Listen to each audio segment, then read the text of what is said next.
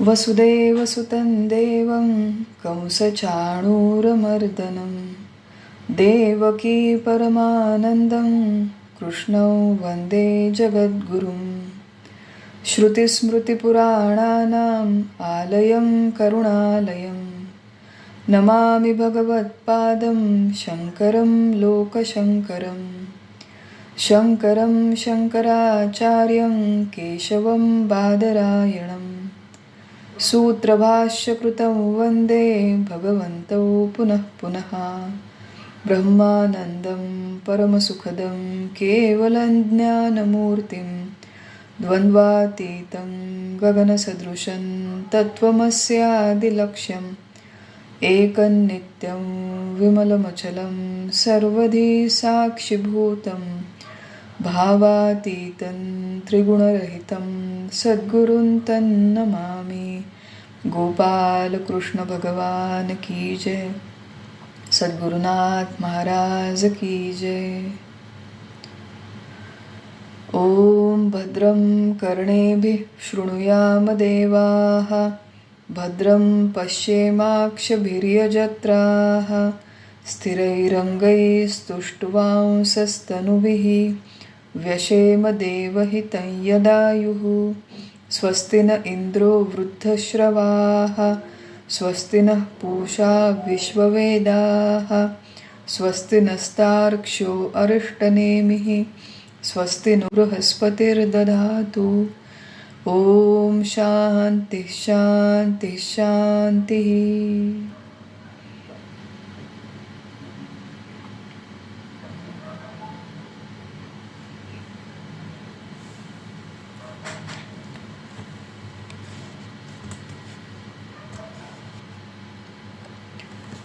सर्वांना प्रणाम, सर्वांना वंदन करते।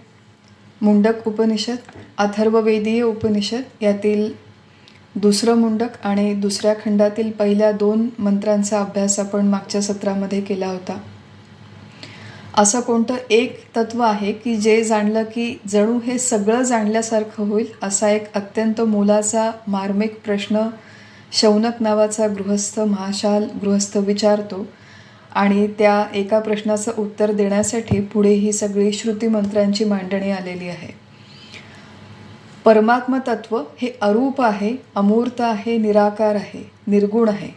आपल्या 5 इंद्रियांच्या कक्षेतून 5 इंद्रियांच्या माध्यमातून आपल्याला जाणून घेता येत नाही. अंतःकरण मनबुद्धी यांच्या माध्यमातून जाणून घेता येत नाही. म्हणून वेगवेगळ्या पद्धतीने याचं वर्णन करावं लागतं, विचार करावा लागतो. एका पद्धतीने सांगून होत नाही, वेगवेगळ्या पद्धतीने तेच तत्व समजावून घ्यायला लागतं. अशा प्रकारे अभ्यास करताना, विचार चिंतन करताना आपली साधना प्रिसाईज असायला हवी, नेमकी असायला हवी, हा पहिला भाग. आणि जे साध्य आहे ते देखील आपल्याला नेमकेपणाने माहिती हवं, त्याच्या संबंधी अगदी स्पष्ट कल्पना हवी. या पहिल्या 2 मंत्रांमध्ये साध्य स्पष्ट करून सांगणं चालू आहे. अंगिरस ऋषी त्या साध्याला नेमकेपणाने समजावून सांगत आहे. नेमकेपणा आणि प्रिसिजन हा परमार्थातला, पारमार्थिक अभ्यासातला आणि साधनेतला फार मोठा आवश्यक सद्गुण आहे. कारण की या प्रांतामध्ये आल्यावर देखील अनेकानेक पद्धतीने भरकटण्याची शक्यता असते, अनेकानेक दिशेने विखुरण्याची शक्यता असते. प्रिसिजन अभ्यासामध्ये आणि साधनेमध्ये हवं. खूप वर्षांपूर्वीची गोष्ट आहे. जेव्हा मी नोकरी करत होते तेव्हा सुरुवातीला इंजिनियर म्हणून जेव्हा मोठ्या कंपनीमध्ये काम करायला सुरुवात केली तेव्हा आम्हाला एक ट्रेनिंग दिलं गेलं. त्या ट्रेनिंगचं नाव होतं PQA, precision questioning and answering. म्हणजे नेमकेपणाने प्रश्न विचारायचा आणि जो विचारला आहे त्याचं नेमकेपणाने उत्तर द्यायचं. असं ट्रेनिंग का बरं दिलं? कारण की मोठ्या कंपनीजमध्ये वेगवेगळ्या एक्झिक्युटिव्स, जे मोठे मॅनेजर आहेत, मोठे पदाधिकारी आहेत, त्यांच्याबरोबर मीटिंग्स व्हायच्या. आणि असे जे VP लेवलचे लोक असतात किंवा मोठे मॅनेजर्स असतात कुठल्याही कंपनीमध्ये, कुठल्याही कॉर्पोरेटमध्ये, त्यांचा वेळ खूप मूल्यवान असतो. मीटिंगला आल्यावर फापट पसारा बोलण्याची, ऐकण्याची त्यांच्याकडे फुरसत नसते. इकडच्या तिकडच्या गप्पा मारत बसण्यासाठी त्यांच्याकडे सवड नसते. त्यामुळे मीटिंगमध्ये बोलताना जर आपण नेमकेपणाने प्रश्न विचारला नाही असे काही लोक आहेत की ज्यांना प्रश्न फ्रेम करण्यासाठीच 2-5 मिनिट लागतात. नेमकं काय बोलायचं आहे ते स्पष्ट व्यक्त करता येत नाही. तर नेमका प्रश्न विचारता आला नाही किंवा उत्तर विचारता आलं नाही तर ते म्हणायचे की तू मीटिंग रूमच्या बाहेर जा, एकदा प्रश्न कसा विचारायचा ते शिक, उत्तर कसं सांगायचं थोडक्यामध्ये ते शिक आणि नंतर मीटिंग रूममध्ये ये. असं कधी कधी व्हायचं जर फार फापट पसारा वाढला तर. व्यवहारामध्ये जसं एखाद्या व्यक्तीचा वेळ अत्यंत मूल्यवान असतो आणि तो वाचवण्यासाठी म्हणून आपण अशा प्रकारे नेमकेपणाने बोलायला शिकतो, तो व्यवसायाचा भाग आहे. अगदी तसंच परमार्थामध्ये देखील आपलं आयुष्य आणि आयुष्यातला वेळ खूप मर्यादित आहे आणि त्या मर्यादित वेळामध्ये आपण सगळे प्रापंचिक साधक आहोत. आपण नेहमी हा संदर्भ बघितलेला आहे की आपल्याला आपलं घर सांभाळायचं, कुटुंब, परिवार, सगळ्या जबाबदाऱ्या सांभाळत आपल्याला हा अभ्यास करायचा. व्यवसाय आहे, टॅक्सेस आहे, बजेट आहे, ट्रॅफिक आहे, आजारपणं आहेत, पाहुणे, येणारे जाणारे, उत्सव, अशा सगळ्या जबाबदाऱ्या सांभाळत जेव्हा आपल्याला परमार्थ करायचा आहे तेव्हा कमी वेळामध्ये, कमी अभ्यासात, कमी साधनेत, कमी श्रमामध्ये जर ती नेमकी साधना, नेमका अभ्यास केला तर आपल्याला लवकर त्या साध्याची सिद्धी होणं शक्य आहे. म्हणून फार स्पष्टपणे हे तत्त्व काय आहे ते जाणून घ्यावं आणि त्या तत्त्वाचा अनुभव कसा घ्यावा ती प्रक्रियासुद्धा स्पष्टपणे जाणून घ्यावी आणि ते स्पष्ट करण्यासाठी म्हणून हे सगळे प्रयत्न चालू आहेत. पहिल्या मंत्रामध्ये अंगिरस ऋषी म्हणतात की आविही सन्निहितम गुहाचरम नाम. विस्ताराने आपण या मंत्राचा विचार केला की आविही म्हणजे हे तत्व प्रकाशरूप आहे. दिव्य प्रकाश, अलौकिक प्रकाश ज्याला आपण म्हणतो. 2 प्रकारचे प्रकाश आहेत. एक लौकिक प्रकाश ज्याच्यामध्ये डोळ्यांना दिसतं आणि एक अलौकिक प्रकाश ज्याच्यामध्ये दिसलेलं कळतं. दिसणं आणि दिसून कळणं या 2 वेगवेगळ्या प्रक्रिया आहेत.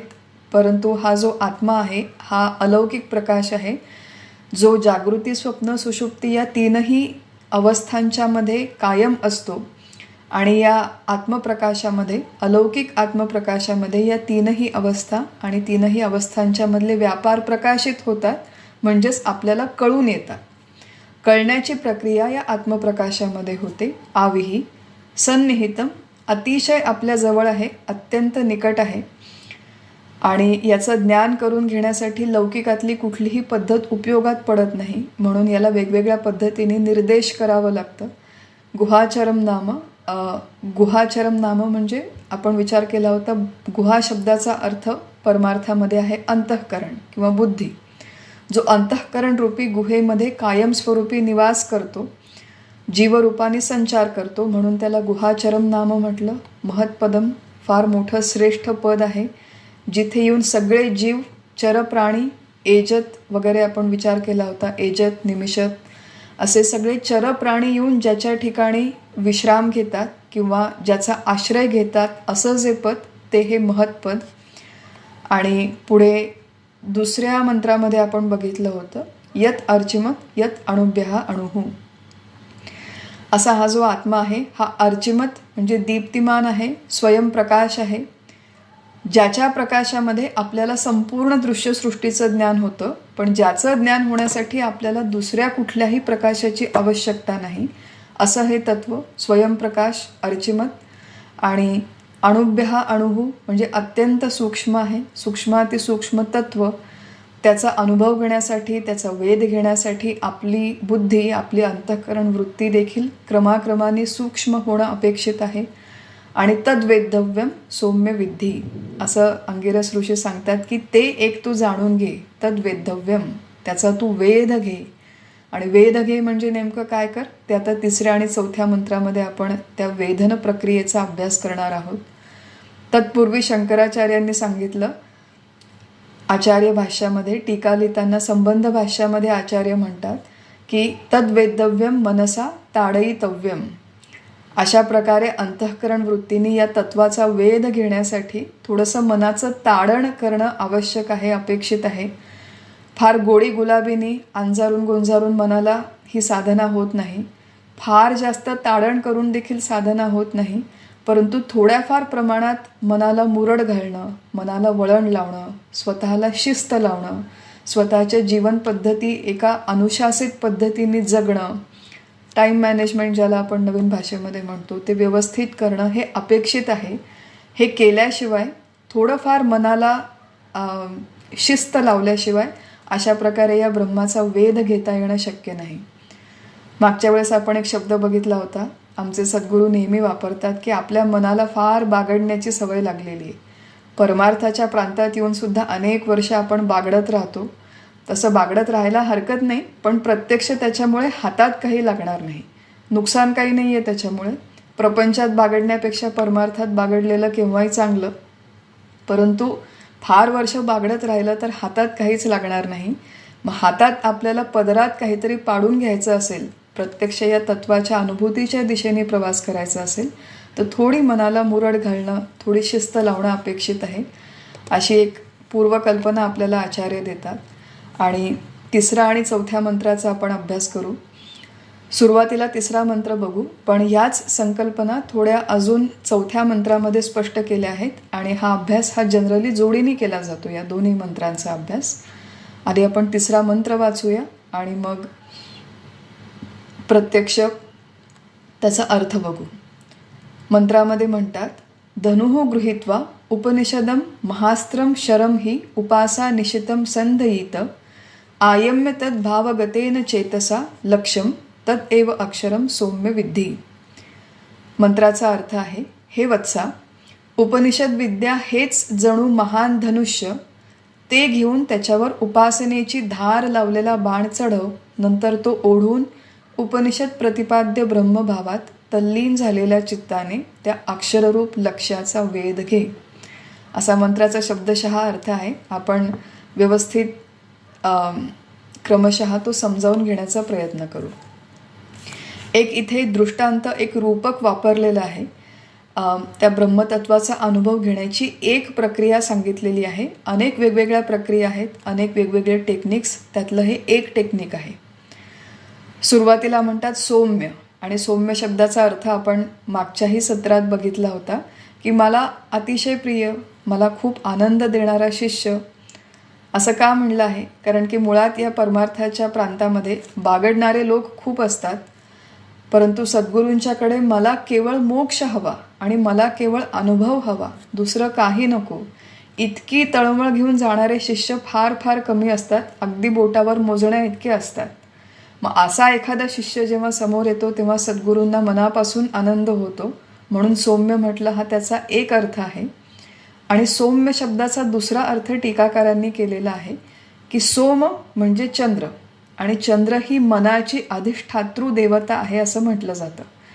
थोडी शास्त्रीय भाषा किचकट सुरुवातीला वाटू शकते, कानांना सवय व्हायला वेळ लागतो जरा, पण त्याच्यामागची मूळ संकल्पना अगदी सोपी आहे की आपल्या डोळ्यांची देवता सूर्य आहे, म्हणजे सूर्याच्या कृपेने डोळ्यांना दिसतं. कानाची देवता दिशा आहे, तशी मनाची देवता चंद्र आहे असं मानलं जातं. पुढे एखाद्या प्रकरणामध्ये जेव्हा तो विचार येईल तेव्हा आपण विस्ताराने विचार करू. परंतु मनाची देवता चंद्र आहे. आणि इथे गुरु त्या शिष्याला म्हणतायत की तुझं मन तुझ्या हातामध्ये आहे आणि ते त्या चंद्रासारखं मूल्यवान आहे. आकाशातला चंद्र जर माझ्या हातामध्ये आला तर त्या चंद्राचे मी 1000, 2-5 तुकडे केले आणि 10-5 दिशांना फेकून दिले किंवा लोकांना वाटून टाकले, असं होईल का? खरंच जर तो चंद्र माझ्या हातात आला तर मी किती त्याला जपून ठेवीन, किती मी त्याची काळजी घेईन. मग त्या चंद्रासारखं सुंदर असलेलं मन, अतिशय मोठं साधन तुझ्या हातात आलेलं आहे, त्या मनाला तू जपून ठेव. त्याचे 2-5 तुकडे करून इकडे तिकडे त्याला फेकून देऊ नको. म्हणजे त्या मनाची जी चिंतन करण्याची क्षमता आहे ती वेगवेगळ्या ठिकाणी विखुरली जाऊ नये याच्यासाठी साधकांनी प्रयत्न करावा. त्या मनाला या तत्वाच्या ठिकाणी आणून या तत्वाचं चिंतन करणं, ते समजावून घेण्याचा प्रत्येकाने प्रामाणिकपणे प्रयत्न करावा, असा दुसरा एक निर्देश केला आहे या माध्यमातून. हे सौम्य. आणि त्याच्यापुढे ते जे रूपक आहे किंवा हा जो दृष्टांत आहे तो अशा पद्धतीने सांगितला आहे की धनुः गृहीत्वा उपनिषदम महास्त्रम. उपनिषद ग्रंथांच्या मध्ये सांगितलेली विद्या हे जणू एक धनुष्य आहे. त्या धनुष्याला तू ग्रहण कर, त्याच्यावरती तू एक बाण चढव. तो बाण कसा असावा, तो बाण कोणता आहे हे तिसऱ्या मंत्रात नाही सांगितलं. तिसऱ्या मंत्रात फक्त बाण कसा असावा तर तो उपासनेने अत्यंत तीक्ष्ण केलेला बाण असावा. तो बाण त्या उपनिषदरूपी ग्रहण केलेल्या विद्येवरती तू चढव, म्हणजे त्या धनुष्यावरती तू तो बाण चढव. आणि पुढे असं म्हटलेलं आहे की आयम्य तद भावगतेन चेतसा. दुसऱ्या ओळीचा विचार आपण नंतर करू. आत्ता फक्त धनुष्य आणि बाण या दोन संकल्पना व्यवस्थित समजावून घेऊया. मी देह नसून मी परमात्मा आहे, जो पहिल्या आणि दुसऱ्या मंत्रामध्ये वर्णन केला तो आत्मा मी आहे, हा अनुभव घेण्यासाठी काही प्रक्रिया सांगितलेल्या आहेत. काही टीकाकारांच्या मते ही एक ध्यानाची प्रक्रिया आहे. प्रत्यक्ष एका जागी बसून डोळे मिटून अशा प्रकारे ध्यान करावं, अशा संदर्भाने याचं वर्णन काही टीकाकारांनी केलेलं आहे. आणि काही लोकांच्या मते ही एक वैचारिक प्रक्रिया आहे. ही एक ध्यानाची प्रक्रिया आहे असं आपण मानू शकतो, ही एक वैचारिक प्रक्रिया आहे असं देखील मानू शकतो. कुठल्याही पद्धतीने विचार केला तरी शेवटी मूळ संकल्पना समजावून घेणं आवश्यक आहे. ती आपण आधी समजावून घेऊया की धनुः गृहीत्वा उपनिषदम महास्त्रम. फार मोठं अस्त्र आहे. काय? उपनिषदांमध्ये सांगितलेली ही विद्या, हे जे काही सगळं ज्ञान ज्याचा आपण आता अभ्यास करतो, एक महान शस्त्र आहे. ते तू गृहीत्वा म्हणजे ग्रहण कर. आपल्या हातामध्ये हे धनुष्य उचल, आणि हे धनुष्य उचल म्हणजे हातामध्ये हे ग्रंथ उचल आणि या ग्रंथांचा तू अभ्यास कर. याच्यामध्ये सांगितलेलं तत्त्वज्ञान समजावून घे. ही पहिली स्टेप आहे आत्मतत्वाचा अनुभव घेण्यासाठी, की या ग्रंथांच्या मध्ये सांगितलेलं तत्व आपल्याला व्यवस्थित कळलं पाहिजे, याचं आपल्याला ज्ञान झालं पाहिजे. ज्ञान हा शब्द जेव्हा आपण उच्चारतो तेव्हा त्याचे दोन प्रकार आहेत. एक आहे परोक्ष ज्ञान आणि एक आहे अपरोक्ष ज्ञान. परोक्ष म्हणजे अप्रत्यक्ष ज्ञान, इनडायरेक्ट नॉलेज, थेरॉटिकल नॉलेज किंवा शाब्दिक ज्ञान. परोक्ष ज्ञान, अप्रत्यक्ष ज्ञान. आणि अपरोक्ष ज्ञान म्हणजे प्रत्यक्ष ज्ञान किंवा अनुभवाचं ज्ञान, असे त्याचे अर्थ आहेत. शब्द आपल्याला सुरुवातीला खूप बोजड वाटू शकतील, परंतु शब्दातला बोजडपणा बाजूला ठेवून त्याच्या मागची संकल्पना समजावून घ्यायचा नेहमी प्रयत्न करावा, की परोक्ष ज्ञान म्हणजे थेरी आणि अपरोक्ष ज्ञान म्हणजे प्रत्यक्ष अनुभव. मग इथे जे म्हटलेलं आहे की उपनिषदांचं हे धनुष्य तू ग्रहण कर, म्हणजे ही विद्या तू समजावून घे. ती विद्या समजावून घेण्याचे एक साधारण आपल्याकडे क्रम सांगितलेला आहे की या संदर्भात श्रवण करावं, मनन करावं आणि निदिध्यासन करावं. या तीनही संकल्पना आपण प्राथमिक आपल्या प्रवचनांच्या मध्ये व्यवस्थित समजावून घेतल्या होत्या. श्रवण शब्दाचा विशिष्ट अर्थ आहे की वेदांत शास्त्राच्या तात्पर्याच्या निश्चयाला श्रवण म्हणतात, अशी त्याची शास्त्रीय व्याख्या आहे. नुसतं एका कानाने ऐकलं दुसऱ्या कानाने सोडून दिलं त्याला श्रवण म्हणत नाही, ते नुसतं ऐकणं झालं. पण या पूर्ण वेदांत शास्त्राचं तात्पर्य कशामध्ये आहे?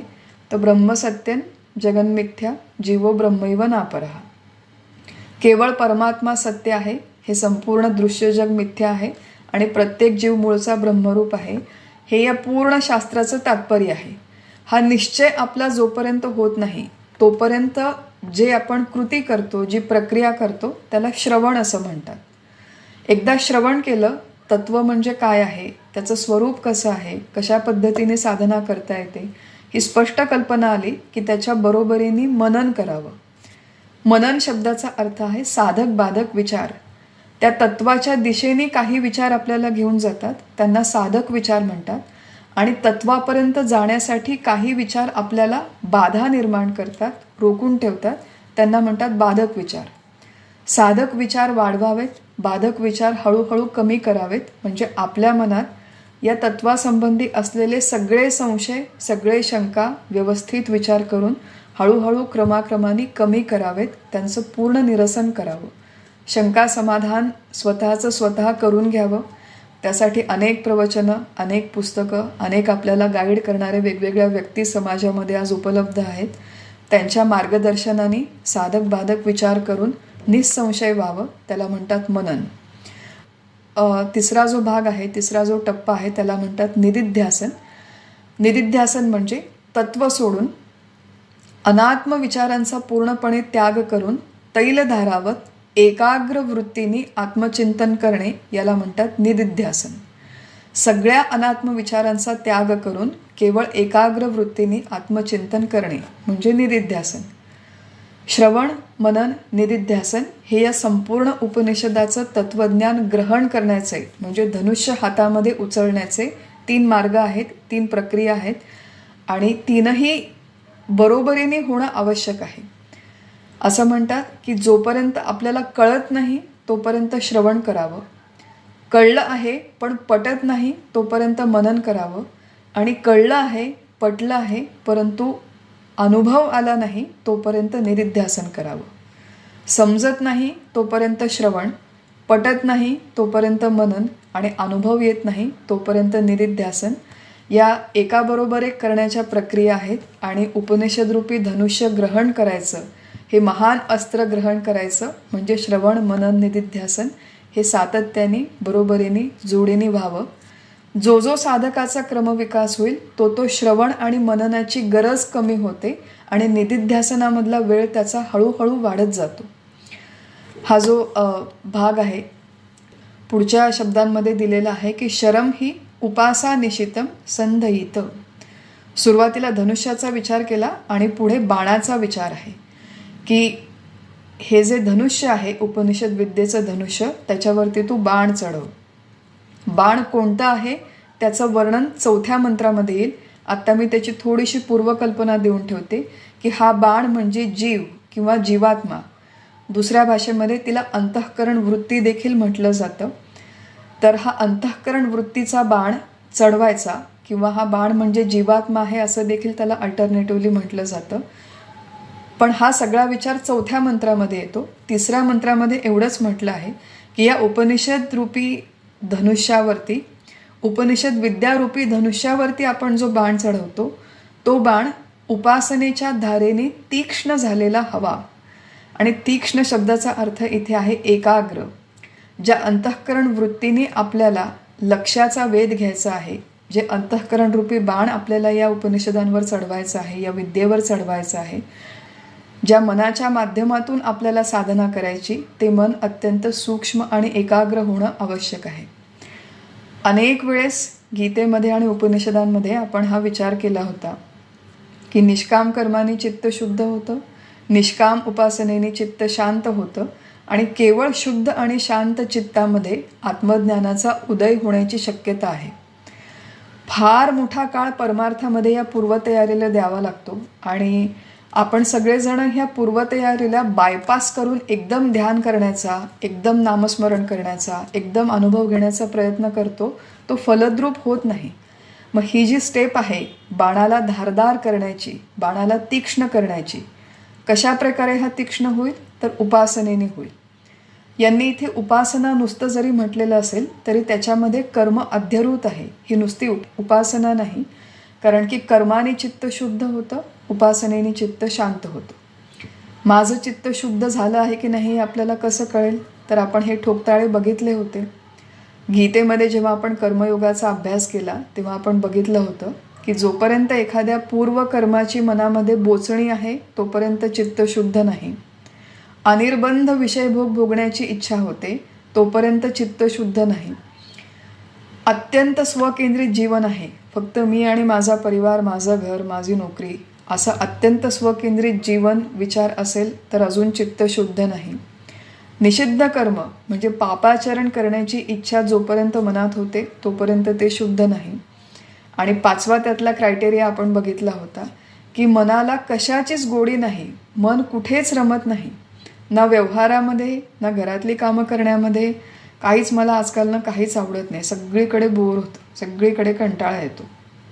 अशी जर मनाची स्थिती कायम असेल की ना धर्मकार्यामध्ये मन रमतं, ना देशकार्यामध्ये, ना समाजकार्यामध्ये, ना राष्ट्रकार्यामध्ये, ना अध्यात्मक कुठल्या साधनेमध्ये, ना व्यवसायामध्ये, कुठेही मन रमत नाही, कशाचीही गोडी नाही, अशी जी मनाची अवस्था जर असेल तर याचा अर्थ माझं मन, माझं चित्त शुद्ध नाही. मग त्या मनाला शुद्ध शांत करण्यासाठी काय करायचं तर सातत्याने कर्म आणि उपासना शास्त्रात सांगितली तशी करायची. शास्त्रात कर्म आणि उपासना कशी सांगितली आहे त्याच्यासाठी श्रवण करायचं, त्याच्यासाठी मनन करायचं, आणि हे सातत्याने करायचं, कळत नाही तोपर्यंत, पटत नाही तोपर्यंत. अनेक लोकांना हा प्रश्न असतो की श्रवण आम्ही किती दिवस करायचं, कुठल्या ग्रंथांचं करायचं. तर असं आहे की शक्यतो म्हणूनच ही जी सगळी साधना आहे, ही जो सगळा अभ्यास आहे तो कुठल्या तरी अधिकारी व्यक्तीच्या मार्गदर्शनाखाली व्हावा. आमचे सद्गुरू नेहमी म्हणतात की स्वबुद्धीच्या गाढवावर बसून परमार्थ करू नये. स्वबुद्धीने आपण करायला लागलो तर 5-50 टीका ऐकण्यामध्ये आणि श्रवण करण्यामध्येच आपली सगळी ऊर्जा निघून जाते. त्यामुळे एक कुठला तरी शास्त्रग्रंथ अथवा संत ग्रंथ घेऊन त्याचा व्यवस्थित एकदा सविस्तर अभ्यास करावा, सखोल अभ्यास करावा.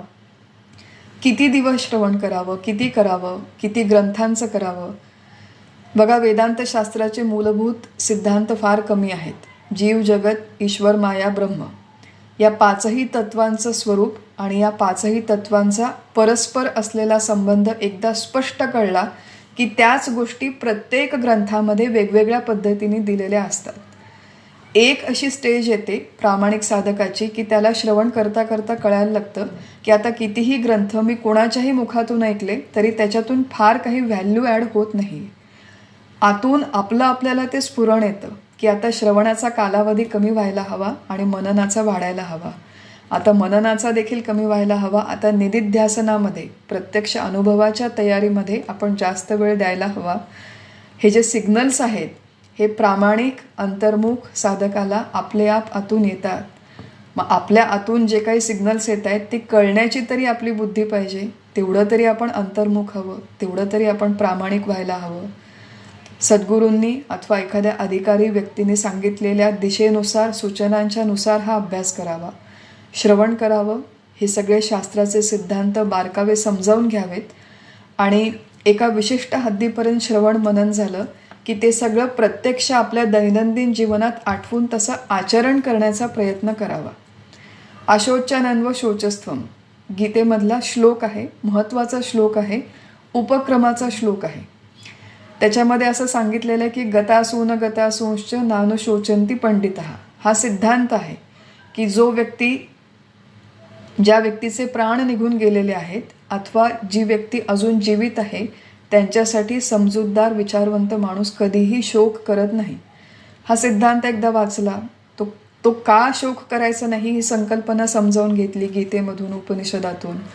मग एकदा ही गोष्ट कळली की प्रत्यक्ष आपल्या जीवनात जर 50 वेळेस प्रवचन ऐकून 50 वेळेस श्रवण करून अजूनही जर आपल्याला शोक होत असेल तर मग आपण जास्त आपलं लक्ष हे आचरणाकडे देण्याची गरज आहे. जी गोष्ट गीतेत सांगितली तीच गोष्ट उपनिषदांच्यामध्ये सांगितली. महांतम विभुम आत्मानम मत्वा धीरो न शोचती न कांक्षती. शोक करू नये. मग 1000 ठिकाणी ती गोष्ट वाचून 1000 ठिकाणी ती गोष्ट ऐकून अजूनही जर माझ्या डोळ्यात पाणी येत असेल, अजूनही जर मला वाईट वाटत असेल, अजूनही दुःख होत असेल तर याचा अर्थ श्रवण झालेला आहे परंतु प्रत्यक्ष जीवनामध्ये ते सिद्धांत अजून उतरवता येत नाही. मग त्याच्यासाठी म्हणून मनन आणि निदिध्यासन अधिक व्हावं. अशा पद्धतीने किती श्रवण, किती मनन, किती निदिध्यासन हे अंतर्मुख होऊन विचार करावा. त्या पद्धतीने जे काही ऐकलं आहे, जे काही आपल्याला समजलं आहे तसं हळूहळू आपल्या जीवनात प्रत्यक्ष वागण्याचा प्रयत्न करावा. हा एक भाग. आणि जे काही तत्त्व कळलं आहे त्या अनुभवासाठी स्पेसिफिक पद्धतीने साधना करण्याचा प्रयत्न करावा. हा दुसरा भाग. आचरण हा एक भाग आणि साधना, वैचारिक साधना असेल, ध्यानाभ्यास असेल, नामस्मरण असेल तो करणं हा दुसरा भाग. धनुः गृहीत्वा उपनिषदम महास्त्रम म्हणजे उपनिषदांच्या अभ्यासातून हे सगळं आधी व्यवस्थित समजावून घ्यावं. शरम ही उपासा निशितम संधयित. आपल्याला ज्या अंतःकरणाच्या माध्यमातून या तत्वाचा अनुभव घ्यायचा आहे ते अंतःकरण हळूहळू कर्म, उपासना यांच्या माध्यमातून शुद्ध करावं, शांत करावं, एकाग्र आणि तीक्ष्ण करावं आणि या सगळ्यासाठी श्रवण मननाची मदत घ्यावी. असा सगळा भाग पहिल्या ओळीमध्ये येतो आणि पुढे म्हणतात आयम्य तत् भावगतेन चेतसा. एक फार बघा आपले शास्त्रकार किती सुंदर कल्पना करतात, किती सुंदर कल्पना मांडतात शास्त्रामध्ये. धनुष्यावरती जेव्हा आपण एखादा बाण लावतो, एखादा बाण चढवतो तेव्हा तो बाण धनुष्याला चिकटवून डायरेक्ट सोडला असं होत नाही तर ती प्रत्यंच्या थोडीशी मागे खेचावी लागते. बाण आधी तीक्ष्ण करा, तो धनुष्यावर चढवा, पण ती जी प्रत्यंच आहे ती थोडीशी आधी मागे खेचायची आणि नंतर त्या लक्ष्याचा भेद घ्यायचा. इथे जे म्हटलेले आयम्य आणि आयम्य म्हणजे मागे ओढा. कशाला मागे ओढा?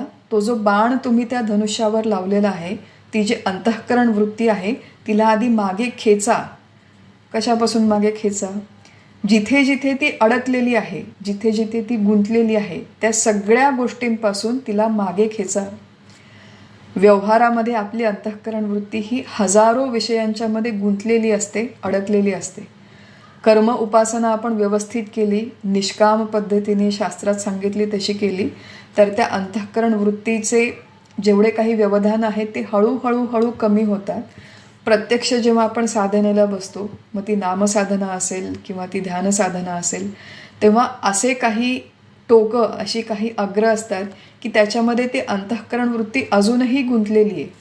प्रयत्नांनी आपण तो विस्तार कमी केला, पण ती पूर्णपणे अजून एकाग्र झालेली नाही, निवृत्त झालेली नाही आहे.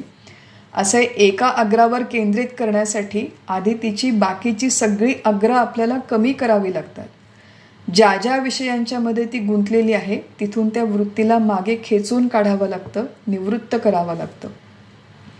मगाशी जसं मी म्हटलं होतं की आपल्याला ध्यान करण्याचं अनेक लोकांना, हजारो लोकांना खूप आकर्षण असतं, खूप कुतूहल, खूप जिज्ञासा असते की आम्ही आता कुठल्या तरी आश्रमामध्ये जातो, आम्ही एक वर्कशॉप करतो, आम्ही अभ्यास वर्गाला जातो, तिथे ते ध्यानाचं टेक्निक शिकवणार आहेत, मग आपण पैसे देतो, ते शिकतो टेक्निक. मग हे सगळं करताना आधी पूर्वतयारीमध्ये जी महत्त्वाची स्टेप आहे ती म्हणजे त्या तुमच्या अंतःकरण वृत्तीला आधी मागे खेचा, म्हणजे निवृत्त करा. सगळ्या विषयांच्या मधून जिथे जिथे ती अडकली आहे तिथून तिला निवृत्त करा. निवृत्त कसं करायचं ते या मंत्रामध्ये सांगितलेलं नाही आहे. आपण हा विचार गीतेमध्ये केला होता, कठोपनिषदात इतर अनेक वेळेस आपण हा विचार केलेला आहे. आज आपण अगदी थोडक्यात बघूया की विषयांपासून जर त्या अंतःकरणाला मागे खेचायचं असेल तर एक साधा सोपा विचार हा आहे की ज्या विषयांच्या माध्यमातून आपल्याला सुख मिळतं असं आपल्याला वाटतं, ते सगळे विषय अत्यंत क्षणिक आहेत, क्षणभंगूर आहेत. मात्रा स्पर्शास्तु कौंतेय, सगळे आगमापायीन आहेत, येणारे जाणारे आहेत. कितीही त्यांचा उपभोग घेतला तरी त्याच्यातून आपल्याला कायमस्वरूपी सुख मिळणार नाही. हा जो सिद्धांत आहे, हे जे प्रिन्सिपल आहे, हे एकदाच व्यवस्थित समजावून घ्यावं. स्वित्झर्लंडमध्ये बर्फ पडला, आता तो बर्फ तिथे असल्यामुळे मला त्याचं काही सुख मिळत नाही आणि दुःखही होत नाही. आधी मुळात असं सांगितलेलं आहे की जर मी तो स्वित्झर्लंडचा बर्फ त्याच्या संदर्भात कुणी केलेलं वर्णन ऐकलं किंवा मी स्वतः प्रत्यक्ष तो बघितला तिथे जाऊन, किंवा मी त्याचा फोटो व्हिडिओ बघितला, तरच माझ्या मनात त्याच्या संदर्भात अनुकूल प्रतिकूल भावना निर्माण होते. अनुकूल संवेदनीयम सुखम, प्रतिकूल संवेदनीयम दुःखम. त्यामुळे इंद्रियांचा आणि विषयांचा आधी संपर्क यावा लागतो. तो संपर्क आल्यावर जर तो अनुकूल असेल तर सुख होतं. जरी तो संपर्क अनुकूल असेल तरी ते सुख कायम टिकत नाही. एकाच विषयातून आपल्याला कायमस्वरूपी सुख मिळत नाही. जो विषय आहे तो विषयसुद्धा कायम टिकत नाही. आणि असा विचार करू की आपल्याला तात्पुरतं जरी ते सुख मिळालं, 5-7 वर्ष निघून गेल्यावर जर मला कोणी विचारलं की का हो तुम्ही स्वित्झर्लंडला गेले होते, तिथे बर्फात खेळले होते, जरा वर्णन करा बरं, आपण विसरलेलोही असतो. कसं ते सुख होतं, कसा तो आनंद असतो, हे काळाच्या ओघात आपण विसरून जातो. त्यामुळे इतकं जे क्षणभंगूर आहे, इतकं जे तत्कालिक आहे, त्या विषयांच्या मागे किती धावायचं, किती धावपळ करायची. म्हणूनच त्याला मृगतृष्णा म्हणतात. आपल्याला असं वाटतं की एवढं अमुक अमुक घेतलं, अमुक अमुक मिळवलं की सुख मिळेल, परंतु ते कायम टिकणारं नाही. हा जो सगळा विचार आहे की विषयातून अंतःकरणाला मागे कसं खेचायचं, हा या मंत्राचा मूळ विषय नाही, हा इतर मंत्रांचा विषय आहे. आपण आता जस्ट थोडासा ब्रीफली विचार केला की सगळे विषय हे मुळात क्षणभंगूर आहे हे समजावून घ्यायचं. आणि दुसरा आपल्या इंद्रियांचा सुद्धा स्वभाव समजावून घ्यायचा. ब्रह्मदेवाने ही इंद्रिय मुळातच बहिर्मुख करून ठेवलेली आहे. परांची खाणी व्यतृणत स्वयंभू, यांचा स्वभावच आहे की बाहेर जायचं, फुलपाखरू प्रवृत्ती, बहिर्मुख राहायचं, बाहेरचं सुख शोधायचं. मग हा सगळा तत्वविचार जर व्यवस्थित समजावून घेतला की विषयांचा स्वभाव कसा आहे, इंद्रियांचा स्वभाव कसा आहे, ही स्पष्ट कल्पना जर मनात असेल तर त्या विषयांपासून त्या इंद्रियांना, त्या मनाला आपल्याला हळूहळू मागे खेचता येतं. त्या अंतःकरण वृत्तीचे, मनाचे जे वेगवेगळे अग्र आहेत ते हळूहळू काही विचारांनी, काही प्रयत्नांनी कमी करता येतात. आणि अशा प्रकारे ते अंतःकरण बाकीच्या सगळ्या ठिकाणांमधून निवृत्त झालं की तद भावगतेन चेतसा, ब्रह्मभावामध्ये तल्लीन झालेल्या चित्ताने त्या अक्षररूप लक्ष्याचा वेध घे. तद एवाक्षरम विद्धी सौम्य विद्धी. असं आहे की अंतःकरण जेव्हा अनेक ठिकाणाहून निवृत्त होतं तेव्हा आपण त्याला त्या एका ब्रह्मरूपी लक्ष्यावरती केंद्रित करू शकतो. ती क्षमता त्याच्यामध्ये निर्माण होते. परंतु अशा प्रकारे एका कुठल्याही अग्रावरती या मनाला, अंतःकरणाला केंद्रित करण्यासाठी एक महत्त्वाची कंडिशन आहे की मनाला त्या विषयाच्या संदर्भात, त्या लक्ष्याच्या संदर्भात गोडी निर्माण व्हायला हवी. बघा, ज्या व्यक्तीला जी कृती करणं आवडतं त्याच्यामध्ये तो अगदी तल्लीन होऊन जातो. इथे म्हणलंय की त्या ब्रह्मभावामध्ये त्या चित्तानी तल्लीन व्हावं. तल्लीन व्हावं म्हणजे थोडी तरी त्याची गोडी असावी. हे जे वेदांताचं सगळं प्रकरण आहे, एखाद्या व्यक्तीला आपण बळजबरीने मानगुटीला धरून म्हटलं की चला हो प्रवचन ऐकायला, खूप छान आहे, खूप छान सांगतात ते, आपल्याला गोड वाटतं, आपल्याला आवडतं म्हणून आपण दुसऱ्याला बळजबरीने आणून बसवलं तर त्याचं एकही मिनिट इथे मन लागणार नाही. हा बळजबरीने शिकण्याचा किंवा करण्याचा विषय नाही. त्यामुळे या आत्म्याच्या संबंधी आत्ता जी आपली चर्चा चालू आहे ती सगळ्या परोक्ष ज्ञानाचा प्रांत आहे. या परोक्ष ज्ञानाच्या संदर्भात म्हणजे अशा प्रकारची प्रवचनं, कीर्तनं, चिंतन ऐकण्यामध्ये आधी गोडी निर्माण व्हावी लागते. आणि हे जे परोक्ष ज्ञान आहे त्याच्यापुढे अपरोक्ष ज्ञानासाठी जी आवश्यक साधना, अनुभवासाठी आवश्यक ज्या प्रकारचे प्रयत्न, त्या प्रयत्नांमध्ये, त्या साधनेमध्ये सुद्धा गोडी निर्माण व्हावी लागते. सुरुवातीला मी देह नाही, मी परमात्मा आहे हा विचार कृत्रिमपणे करावा लागतो. पण कृत्रिमपणे करता करता एक अशी वेळ येते की मनाला त्याची गोडी लागते, चटक लागते, याचं मूल्य कळतं आपल्याला. ज्ञानेश्वर महाराजांनी एक फार सुंदर सांगितले की काजे या मनाचे एकनिके, जे देखिले गोडीचे या ठाया सोके, म्हणून अनुभव सुखाची कवतिके दावीत जाईजे. की हे जे अनुभव सुख आहे, ज्ञानेश्वर महाराज म्हणतात की आपल्या मनाचा एक गुणधर्म फार छान आहे. एकदा जर त्याला एखाद्या विषयाची गोडी लागली, चटक लागली, तर त्या विषयाकडे ते मन वारंवार धाव घेतं. मग तिथे त्याला बळजबरी आपल्याला न्यावं लागत नाही. एखादी व्यक्ती की जिला पेंटिंग काढण्यामध्ये जन्मल्यापासूनच खूप इंटरेस्ट असतो, की ड्रॉइंग करायला आवडतं, चित्र काढायला आवडतं, त्या व्यक्तीला म्हणावं लागत नाही की अरे तू पेंटिंग घे, ब्रश घे, हातात चित्र काढत बस. कुठेही वेळ मिळाला की हातात कागद पेन घेऊन चित्र काढायला ती व्यक्ती सुरुवात करते. गोडी निर्माण झाली. आता त्या व्यक्तीला बाहेरच्या सगळ्या TV, फोनमधून तू तुझं चित्त काढ आणि पेंटिंगमध्ये चित्त लाव असं सांगावं लागत नाही, कारण की गोडी निर्माण झाली. तशी थोडीफार या अभ्यासाची गोडी निर्माण झाली, थोडीफार बैठकीच्या साधनेची, नामाची गोडी निर्माण झाली, थोडेफार या सगळं तत्त्वज्ञानाचं मूल्य आपल्याला कळलं की मग ते चित्त त्याच्यामध्ये हळूहळू तल्लीन होतं, हळूहळू रममाण होतं. आणि अशा तल्लीन झालेल्या चित्तांनी त्या अक्षररूप लक्ष्याचा वेध घे, असा सगळा जो भाग आहे तो या तिसऱ्या मंत्रामध्ये समजावून सांगतात. असं आहे की या आत्म्यापासून मिळणारं जे सुख आहे त्याला शास्त्रीय भाषेत निरपेक्ष सुख म्हणतात, निर्विषय सुख म्हणतात किंवा निर्विशेष सुख म्हणतात.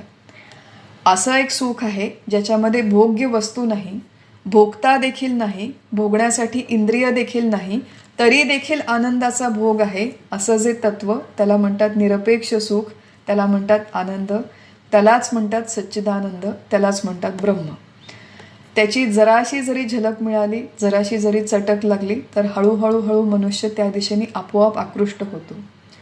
व्यवहारामध्ये आपल्याला जी काही सवय लागली ती सगळी या सापेक्ष सुखाची सवय लागली आहे, सविषय सुखाची सवय लागली आहे.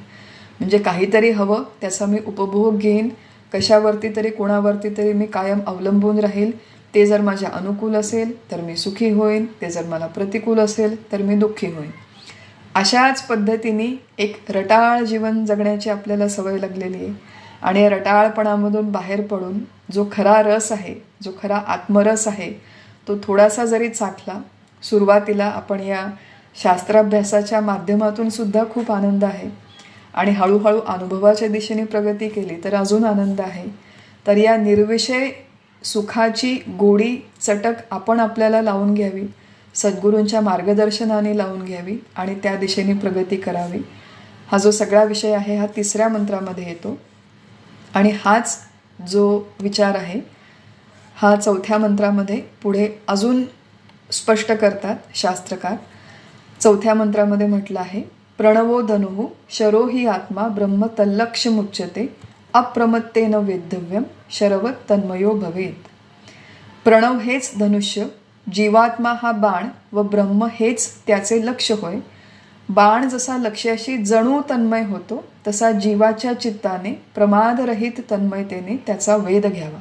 त्याचा म्हणजे कुणाचा? त्या परमात्मा तत्वाचा वेध घ्यावा. एक आपण लक्षात घेऊ की तिसऱ्या मंत्रामध्ये त्यांनी सांगितलं होतं की संपूर्ण उपनिषद विद्या हे जणू महान अस्त्र आहे, हे जणू एक महान धनुष्य आहे. आता या तिसऱ्या आणि चौथ्या मंत्रामध्ये जी एक ध्यानाची प्रक्रिया सांगितली आहे अथवा जी एक वैचारिक प्रक्रिया सांगितली आहे त्याच्यामध्ये बाण काय आहे ते स्वरूप देखील उपनिषदाने सांगितलं आहे. धनुष्य कसं आहे ते उपनिषद सांगतं, बाण कसं आहे तेही उपनिषद सांगतं, बाणाला तीक्ष्ण कसं करायचं, धारदार कसं करायचं तेही उपनिषद सांगतं, लक्ष काय आहे, लक्ष्याचं स्वरूप काय आहे ते देखील उपनिषद सांगतं, आणि त्या लक्ष्याचा वेध घेण्याची प्रक्रिया काय आहे हे देखील उपनिषद सांगतं. धनुष्य, बाण, लक्ष, बाणाला तीक्ष्ण करणं आणि बाणाने त्या लक्ष्याचा वेध घेणं ही प्रत्येक गोष्ट उपनिषदांच्यामध्ये व्यवस्थित वर्णन केलेली आहे. ती तशी समजावून घ्यावी, त्याच्याबद्दलचे सगळे संशय हळूहळू दूर करून घ्यावेत आणि मग प्रत्यक्ष तसा विचार करायचा प्रयत्न करावा, तशा पद्धतीने वैचारिक साधना करण्याचा प्रयत्न करावा. आता इथे सांगितलेलं आहे की प्रणवो धनुः. तिसऱ्या मंत्रामध्ये म्हटलं की संपूर्ण उपनिषद विद्या हे धनुष्य आहे, पण इथे त्याला एक कॉन्क्रीट नाव दिलं, त्याला म्हणतात प्रणव, त्यालाच म्हणतात ओंकार. तर ओंकार हे धनुष्य आहे अशी इथे कल्पना केली, स्पेसिफिक अजून व्याख्या करतायत. बघा, ओंकारामधला जो अ आहे तो साधारण धनुष्याच्या आकाराचा आहे, हा पहिला भाग त्यातला. आणि दुसरं इथे सांगतात की जीवात्मा हा बाण आहे. इथे शरो ही आत्मा म्हटलेलं आहे. आत्मा शब्दाचा अर्थ चौथ्या मंत्रामध्ये जीवात्मा असा आहे. आत्मा म्हणजे निर्गुण परमात्मा वेगळा आणि जीवात्मा जो साधना करतो तो जीवात्मा वेगळा. कठोपनिषदामध्ये आपण या दोन्ही संकल्पना विस्ताराने समजावून घेतल्या होत्या. त्या सगळ्यांच्या स्पष्ट असतील असं गृहीत धरून आपण हा आत्ताचा अभ्यास करत आहोत. या संकल्पना जर कोणाच्या स्पष्ट नसतील तर कठोपनिषद पुन्हा एकदा व्यवस्थित ऐकून या सगळ्या संकल्पना स्पष्ट करून घ्याव्यात. मुंडक उपनिषदामध्ये देखील पुढच्या काही मंत्रांमध्ये आपण परत एकदा विस्ताराने ते समजावून घेण्याचा प्रयत्न करू. परंतु आज या मंत्राच्या कॉन्टेक्स्टमध्ये एवढाच त्याच्यात भाग आहे की प्रणव हे जणू धनुष्य आहे आणि जीवात्मा हा जणू बाण आहे आणि स्पेसिफिकली जीवाची जी अंतःकरण वृत्ती आहे ती बाण आहे. कुठल्याही बाणाला वेग मिळण्यासाठी तो धनुष्यावर चढवणं आवश्यक असतं. म्हणजे बाण हातात घेतला आणि नुसता डायरेक्ट फेकला असं होत नाही, ते धनुष्यावर आधी चढवावं लागतं. अगदी तसंच मोक्षाच्या दिशेने आपली प्रगती होण्यासाठी एका विशिष्ट दिशेने साधना होणं आवश्यक आहे आणि एका विशिष्ट वेगाने ती होणं आवश्यक आहे. दिशा आवश्यक आहे, वेगही आवश्यक आहे आणि ती दिशा, वेग या सगळ्या गोष्टी या शास्त्राच्या अभ्यासाच्या माध्यमातून आपल्याला स्पष्ट होतात. तर इथे म्हणतात की ओंकार हे ते धनुष्य आहे आणि ओंकार धनुष्य आहे म्हणजे थोडक्यात काय की त्या ओंकाराचा विचार करावा, ओंकाराची उपासना करावी, त्याला प्रणवाची उपासना म्हणतात. आता हे जे प्रकरण आहे हे आपण अगदी थोडक्यात समजावून घेऊया. इथे ओंकार हे एक आलंबन आहे. कठोपनिषदाचा जेव्हा आपण अभ्यास केला होता तेव्हा असं म्हटलं होतं की एतत् आलंबनम श्रेष्ठम एतत् आलंबनम परम. ओंकार हेच श्रेष्ठ आलंबन आहे, परम आलंबन आहे. आपल्याला आपल्या मनाने किंवा अंतःकरण वृत्तीने जर ब्रह्माचा वेध घ्यायचा असेल, लक्ष्यभेद करायचं असेल तर ते ओंकाराच्या मदतीने करणं शक्य आहे. ओंकाराची जेव्हा आपण सातत्याने प्रदीर्घ काळ उपासना करतो त्या अभ्यासाने त्या मनावर, अंतःकरण वृत्तीवर चांगले संस्कार होतात आणि ब्रह्माचा वेध घेण्यासाठी ती अंतःकरण वृत्ती तयार होते. म्हणून ओंकाराच्या उपासनेचा आधार घ्यावा, त्या धनुष्याचा आधार घ्यावा, हा त्यातला मुख्य भाग आहे. मग आता ओंकाराची उपासना करायची म्हणजे नेमकं काय करायचं तर त्याच्यामध्ये दोन भाग आहेत. एक आहे ओंकाराचा उच्चार आणि दुसरं आहे ओंकाराच्या अर्थाचं चिंतन. प्रणवोपासनेमध्ये हे दोन्ही भाग येतात. बऱ्याच संप्रदायांमध्ये संप्रदायपूर्वक ओंकाराचा उच्चार करावा, तो कसा करावा, प्रदीर्घ करावा वगैरे हे शिकवलं जातं.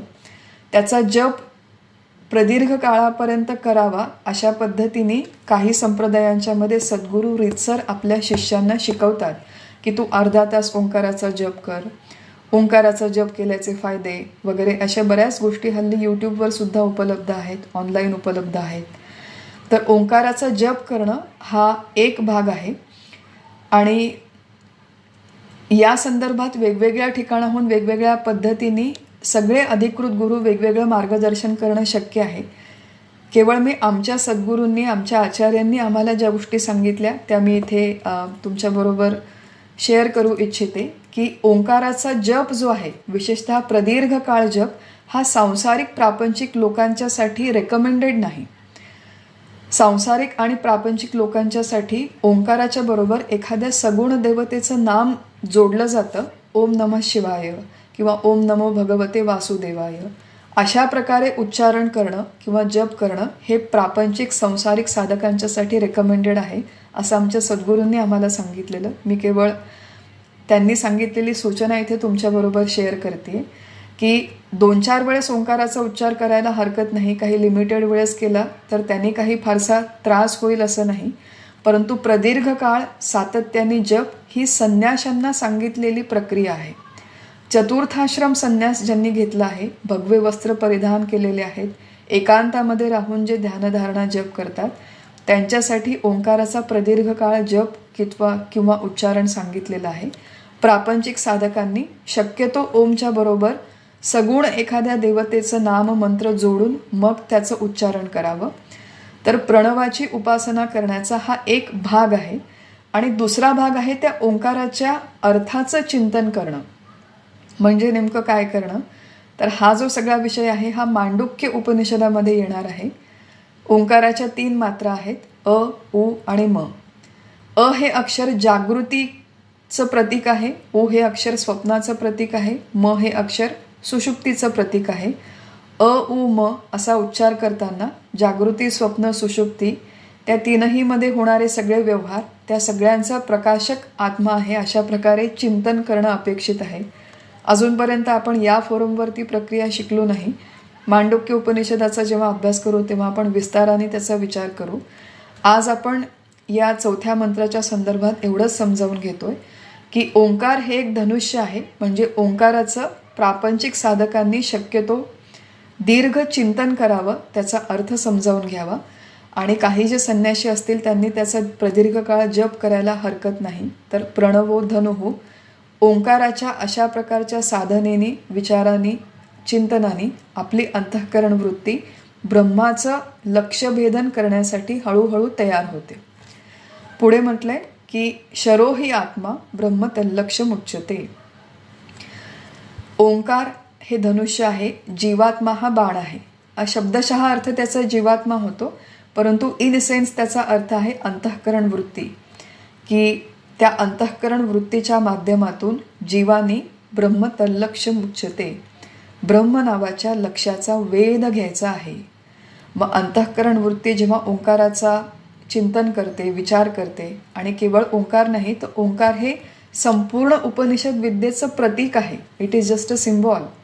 ज्याला या संपूर्ण श्रुती ग्रंथांमध्ये सांगितलेलं सगळं तत्व व्यवस्थित समजलेलं आहे, त्याची इन्साईट आलेली आहे, त्याचे सगळे बारकावे समजलेले आहेत, साधनेने ज्याची वृत्ती सूक्ष्म झालेली आहे, तीक्ष्ण झालेली आहे, सगळ्या विषयांच्या चिंतनामधून जी निवृत्त झालेली आहे, अशी तीक्ष्ण झालेली अंतःकरण वृत्ती ओंकाराच्या उपासनेने, इतर शास्त्राभ्यासाने, त्या तीक्ष्ण अंतःकरण वृत्तीने इथे सांगितलं आहे की ब्रह्माचा अभ्यास करावा, ब्रह्मामध्ये स्वतःला विलीन करण्याचा प्रयत्न करावा. बघा, ही एक ध्यानाच्या प्रक्रियेच्या दृष्टिकोनातून मी एक छोटासा इथे मुद्दा सांगते. ध्यानाचा अभ्यास करताना असं मानलं जातं की 2 प्रकारच्या अंतःकरण वृत्ती असतात. एक आहे स्थूल अंतःकरण वृत्ती, दुसरी आहे सूक्ष्म अंतःकरण वृत्ती. स्थूल अंतःकरण वृत्ती ती आहे जी आपण जेव्हा नामाला बसतो, नामजपाला बसतो, ध्यानाला बसतो, तेव्हा ती स्थूल अंतःकरण वृत्ती देह म्हणजे स्वतःचा देह, देश, काल, परिस्थिती या सगळ्यांच्यामध्ये जी गुंतलेली असते, या सगळ्यांचं जे चिंतन करते, या सगळ्यांची जिला जाणीव असते तिला म्हणतात स्थूल अंतःकरण वृत्ती. नामजपाला मी बसले किंवा ध्यानाला मी बसले आणि मला जर कळत असेल की मी आता बैठकीमध्ये बसली आहे, आज मी मधल्या खोलीमध्ये बसली आहे, आज मी देवघरात बसली आहे, आत्ता सकाळचे 5 वाजलेत, इथे खूप डास गुणगुणत आहेत, इथे काय मगाशी मला एक पालच दिसली होती, बाहेर मंदिरामध्ये घंटांचा आवाज ऐकू येतोय, असे सगळे विचार जी वृत्ती करते तिला स्थूल अंतःकरण वृत्ती म्हणतात. ही स्थूल अंतःकरण वृत्ती जेव्हा पूर्णपणे निवृत्त होते, म्हणजे देह, देश, काल, परिस्थिती या संदर्भातलं चिंतन जेव्हा ती पूर्णपणे थांबवते, त्याच्यानंतर जी सूक्ष्म अंतःकरण वृत्ती असते ती स्वतःला 6 मध्ये विलीन करण्याचा प्रयत्न करते. थोडी ही सगळी टेक्निकल भाषा आहे आणि अहमला 6 मध्ये विलीन करणं किंवा त्या ब्रह्माचा वेध घेणं किंवा मी ब्रह्म आहे हा अनुभव घेण्याचा प्रयत्न करणं ही फार फार फार नंतरची स्टेज आहे, ज्याला म्हणतात दिल्ली अभी बहुत दूर आहे. त्यामुळे ती नंतरची स्टेज आत्ता आपण शाब्दिक स्तरावर फक्त समजावून घेऊ की स्थूल अंतःकरण वृत्ती ही देह, देश, काल, परिस्थितीच्या चिंतनामध्ये अडकलेली असते. सूक्ष्म अंतःकरण वृत्ती ही ब्रह्माशी एकरूप होण्याचा प्रयत्न करते. परंतु सूक्ष्म अंतःकरण वृत्तीने ब्रह्मामध्ये एकरूप होण्याचा प्रयत्न करण्याच्या आधीची जी मोठी स्टेप आहे ती म्हणजे स्थूल अंतःकरण वृत्ती बाकीच्या ठिकाणाहून निवृत्त होणं. आणि मी जसं म्हणलं की दिल्ली अभी बहुत दूर आहे. आपण जेव्हा प्रत्यक्ष नामजपाला बसतो किंवा ध्यानाला बसतो तेव्हा सुरुवातीच्या काळात म्हणून आपली इतर व्यवधानं कमी होण्याची, इतर अग्र कमी होण्याची आवश्यकता आहे. आणि म्हणून आपल्याकडे कलियुगामध्ये आपण सगळे राहतो, शिवाय आपण प्रापंचिक साधक आहोत, शिवाय आपल्या मागे हजारो बाकीचे इतर प्रपंच आणि उद्योग लागलेले आहेत. म्हणून आपल्यासारख्या साधकांनी स्थूल अंतःकरण वृत्ती, सूक्ष्म अंतःकरण वृत्ती आणि त्या अहमनी 6 मध्ये विलीन होणं एवढ्या सगळ्या कॉम्प्लिकेटेड प्रक्रिया करण्यापेक्षा अतिशय सोपं साधन आपल्याला दिलेलं आहे, ते म्हणजे नामजप. एखादा नाममंत्र विधीपूर्वक एखाद्या सद्गुरूंच्याकडून घ्यावा मंत्रदीक्षेच्या माध्यमातून आणि त्या मंत्राचा जप निष्ठेने, नेमाने, दिलेला काळ एका जागी बसून शांतपणे करत राहिलं तर हे जे सगळे पूर्वतयारीचे भाग आहेत की मन शुद्ध होणं, शांत होणं, स्थिर होणं, सूक्ष्म होणं, एकाग्र होणं, मनातले कामक्रोधादी विकार गळून पडणं, आजूबाजूचं जे काही देशकाल परिस्थितीचं चिंतन चालू आहे ते चिंतन हळूहळू क्षीण कमी होणं, या सगळ्या गोष्टी त्या एका नाममंत्राच्या जपाने होणं शक्य आहे. कलियुगामध्ये म्हणून मुख्यतः नामजपावरती फार भर दिला जातो. आपण आता उपनिषदाच्या अभ्यासाचा भाग म्हणून सगळेजण हे धनुष्य बाण वगैरे सगळं समजावून घेण्याचा प्रयत्न करतो आहे. हा सगळा परोक्ष ज्ञानाचा प्रांत आहे. प्रत्यक्ष कोणी बसून अशा प्रकारे ध्यान करण्याचा प्रयत्न स्वतःहून स्वबुद्धीने करू नये असं माझं एक व्यक्तिगत रेकमेंडेशन आहे. आपल्याला जर आपल्या सद्गुरूंनी संप्रदायपूर्वक अशी एखादी प्रक्रिया सांगितली तर मग तशा प्रकारे ध्यान करण्याचा प्रयत्न करावा. परंतु आपल्या व्यक्तिगत जीवनामध्ये शक्यतो सुरुवातीच्या काळामध्ये आपलं मन स्थिर शांत होईपर्यंत जास्तीत जास्त भर आपला नामसाधनेवर असावा. अनेक लोकांच्या मनामध्ये असे विकल्प असतात, अशी एक शंका असते की ध्यान करणं म्हणजे फार काहीतरी मोठं ग्रेट आहे आणि नामजप हा कनिष्ठ आहे, म्हणजे नाम काय कोणीही घेतं, केव्हाही घेतं, येता जाता घेतं. येता जाता नाम घ्यावं त्यात काही चुकीचं नाही, पण एका जागी बैठकीच्या साधनेला बसून काही काळ दिवसाचा शांत मनाने, शांत एकाग्र वृत्तीने नामजप करणं याला साधनेमध्ये फार मोठं स्थान आहे. ज्या गोष्टी ध्यानाच्या माध्यमातून कुठलीही ध्यान प्रक्रिया निवडा, 1.25 एकूण ध्यानाच्या पद्धती आहेत, त्याच्यापेक्षाही जास्त असं मानलं जातं.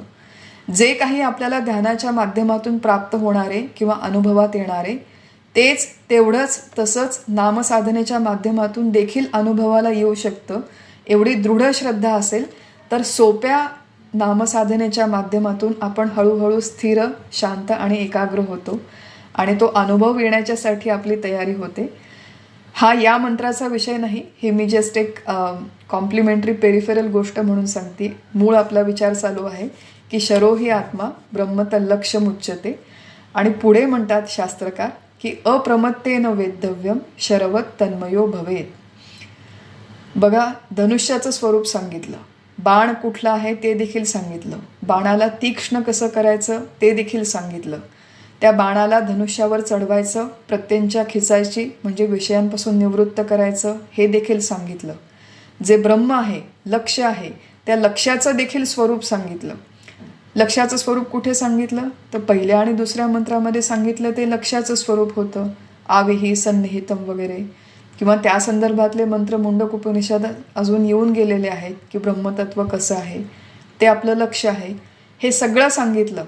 परंतु प्रत्यक्ष वेध घेण्याची प्रक्रिया कुठली आहे तर इथे तो एक सुंदर शब्द शास्त्रकारांनी वापरलाय की अप्रमत्तेनं, प्रमादरहित होऊन जीवाने किंवा जीवाच्या चित्ताने किंवा अंतःकरणाने तन्मयतेने शरवत तन्मयो भवेत, तन्मयतेने त्या लक्ष्याचा वेध घ्यावा. तर एक फार सुंदर शब्द इथे वापरलाय, त्याला म्हटलंय अप्रमत्तेनं, प्रमादरहित होऊन. प्रमाद हा एक फार मोठ्या साधकाच्या जीवनातील एक फार मोठा दोष आहे. प्रमाद शब्दाचा एक अर्थ आहे चुकणे, चूक भूल ज्याला आपण म्हणतो. एखादी गोष्ट करताना चुकाच होतात आपल्या वारंवार, किंवा एखादा अपराध किंवा उन्माद जो आपण ठरवून करतो मुद्दाम, बऱ्याचदा आपल्या हातून होतात त्या गोष्टी, चुकणं, हा प्रमाद शब्दाचा एक अर्थ आहे. आणि दुसरा पण त्याला एक पैलू आहे की त्याला म्हणतात असावधानी, दक्ष नसणं, सावधान नसणं, थोडीशी बेफिक्री किंवा कंटाळा किंवा टाळाटाळ किंवा आळस, हे सगळे त्या प्रमाद शब्दाचे पैलू आहेत. आपल्याला दुसऱ्या एका उपनिषदाने आज्ञा दिलेली आहे की स्वाध्याय प्रवचनाभ्याम न प्रमदितव्यम. स्वाध्याय म्हणजे स्वतःचा अभ्यास, प्रवचन म्हणजे या संदर्भातली चर्चा करणं लोकांशी, इतरांशी, त्यांना हे समजावून सांगणं. या संदर्भात मनुष्यानी कधीही प्रमाद करू नये, म्हणजे कधीही आळस, कंटाळा, टाळाटाळ करू नये, चुकू नये हे साधना करण्याला. अशा प्रकारे प्रमाद करू नये हे या शेवटच्या स्टेजला का सांगावं लागलं साधकाला? खरं तर आधी एवढी पूर्वतयारी झाली आहे, निष्काम कर्माने चित्त शुद्ध झालं, शांत झालं, सगळ्या उपनिषदांचा अभ्यास केला, आम्हाला आता सगळं कळलं, आत्मा वगैरे काय, ब्रह्म काय, सगळं कळलं.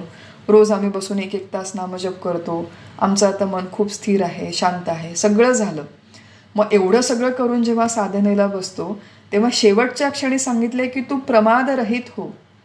हे का सांगितलं ह्याच्या मागची थोडीशी ह्युमन सायकॉलॉजी आपण लक्षात घेऊ की जी शास्त्रकारांना चांगली माहिती आहे.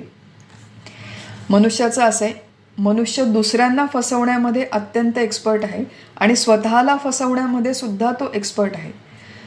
आपण या प्रांतामध्ये आल्यावरती सुरुवातीच्या काळामध्ये 9चे 9 दिवस असतात, खूप उत्साहाने श्रवण. आता मी रोज एक प्रवचन ऐकणार, रोज मी नोट्स काढणार, रोज मी ते लिहिणार, रोज मी वाचणार, रोज आमच्या सद्गुरूंनी सांगितले तशी मी साधना करणार. असं 1 महिना, 2 महिने, 1 वर्ष, 2 वर्ष, 4-5 वर्ष करतो. मध्ये मध्ये ब्रेक पडतो, मध्ये मध्ये खंड येतो, परत हा नवीन उत्साहाने सुरुवात करतो.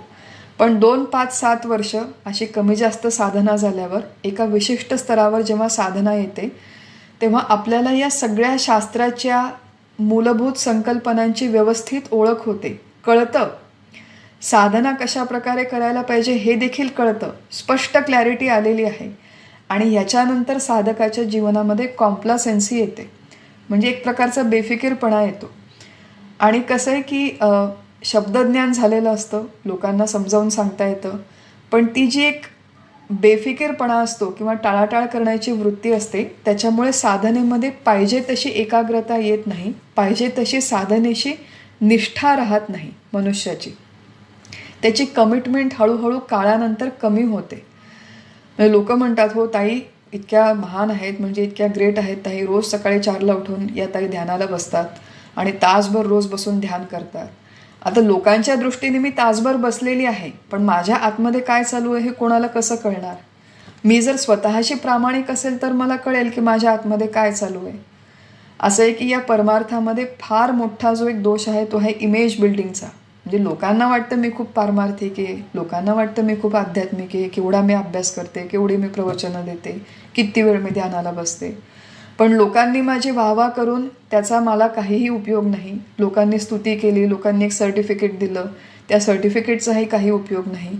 प्रत्यक्ष मी ध्यानाला बसल्यावर, प्रत्यक्ष मी नामजपाला बसल्यावर मी खरंच किती एकाग्र होते, खरंच माझी बाकीची व्यवधानं गळून पडतात का? खरंच माझी अंतःकरण वृत्ती, तुम्ही आत्मा म्हणा किंवा राम म्हणा, कृष्ण म्हणा, कोणावरतीही का होईना, पण एकाग्र होते का?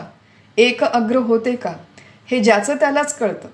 त्यामुळे आपण स्वतःला फसवण्यामध्ये की मी 1 तास ध्यान केलं, टिक मार्क, सकाळी केलं, संध्याकाळी केलं, 2 टिक मार्क, असं मी मागचे 6 वर्ष झाले, 12 वर्ष झाले ध्यान करते, असे टिकमार्क करून काही होत नाही. प्रामाणिकपणे आत्मपरीक्षण करावं आणि आपल्या साधनेमध्ये जर शिथिलता आलेली असेल, कॉम्प्लासेन्सी आलेली असेल, तर ती मरगळ, ती शिथिलता ताबडतोब झटकून टाकावे. लोकांना दाखवण्यासाठी काहीही करायचं नाही. लोकांनी म्हणलं की यांना खूप जास्त परमार्थ जमला, त्यांनी प्रत्यक्ष परमार्थ जमला असं होत नाही.